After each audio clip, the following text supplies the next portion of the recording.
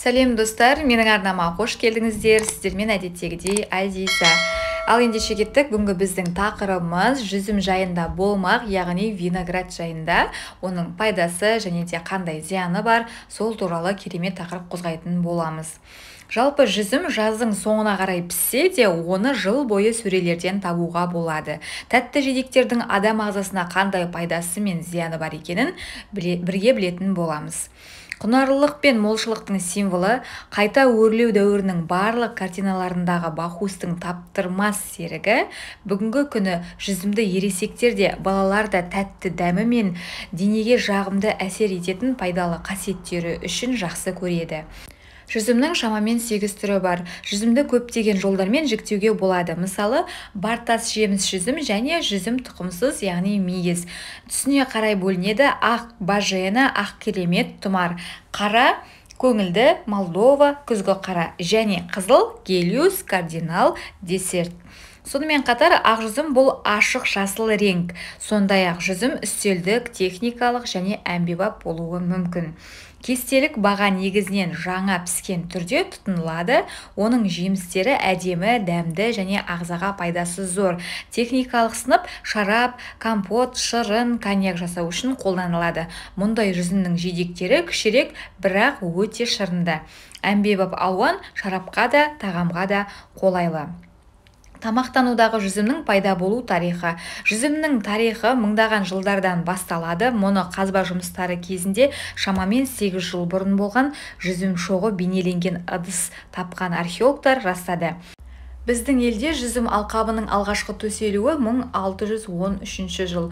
Жүзімнің құрамы және калориялары. Жүзімде әсіресе қара түсті сорттарда флавоноидтар, полифенолдар, С, Е, Пи дәрумендері және сонымен қоса В, В1, В2, В4, В5 және В6, В9 топтары сияқты көптеген пайдалы заттар, сондай-ақ микро және макро элементтер, селен, мырыш, мыс, темір, кальций, калий, магний, марганец, алюминий, бор, йод және кобальт және тағы басқалары.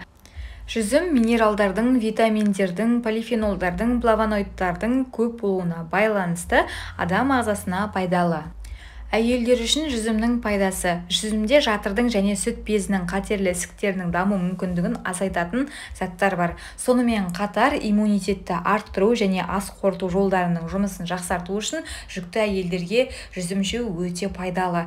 Және де сонымен қоса ерлерге арналған жүзімнің пайдасы: ерлер үшін простата обырының дамуын болдырмау, потенциалды арттыру және несеп жыныс жүйесіне пайдалы әсер ету үшін өте пайдалы.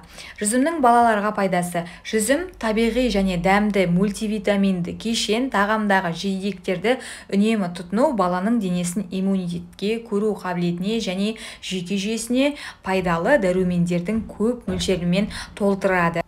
Енді жүзімнің зиянды жақтарына тоқтала кетсек, жалпы жүзімде қант көп, шамамен 100 граммда 3 шай қасық қант бар, дейді Ирина Попова. Қан тамырларының қабырғаларын зақымдап, ойық жаралайды. Жүзім фруктозаға төзбеушілікпен ауыратын адамдарға ұсынылмайды.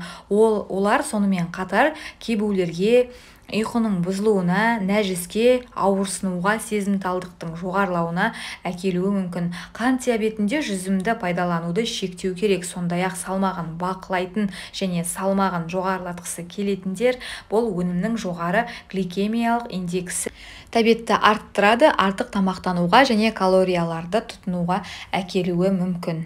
Жүзімді басқа тағамдармен бірге тұтынуға болмайды, өйткені бұл ішекте ашыту процестеріне және жасырын қабынуға әкелуі мүмкін. Жүзім құрамындағы дәрумендер миға өте пайдалы. Түстен кейін қос уыс жүзім немесе жүзімнің бір кесе таза сығындысы ішсе, яғни ол денеге де, ми жасушаларына да өте пайдалы. Сондай-ақ жүзім адамның иммунитетін күшейтеді, жүйкені тыныштандырып, терінің түлеуін арттыра түседі. Ол сондай-ақ аллергия мен буындарда тұз жиналуының алдын алуда таптырмайтын жеміс. Жүзімнің құрамындағы табиғи фруктоза денедегі жұмсалатын қуаттың аз уақытта қайта қалпына келуіне қамтамасыз етеді. Сонымен бүгінгі біздің жүзім туралы қозғаған тақырыбымыз өз мәресіне жетті. Сіздерге пайдалы ақпарат болды деген ойдамыз. Видео ұнаса арнамызға тіркеліп, лайк баса кетіңіздер. Келесі видеода жүздескенше аман сау болыңыздар.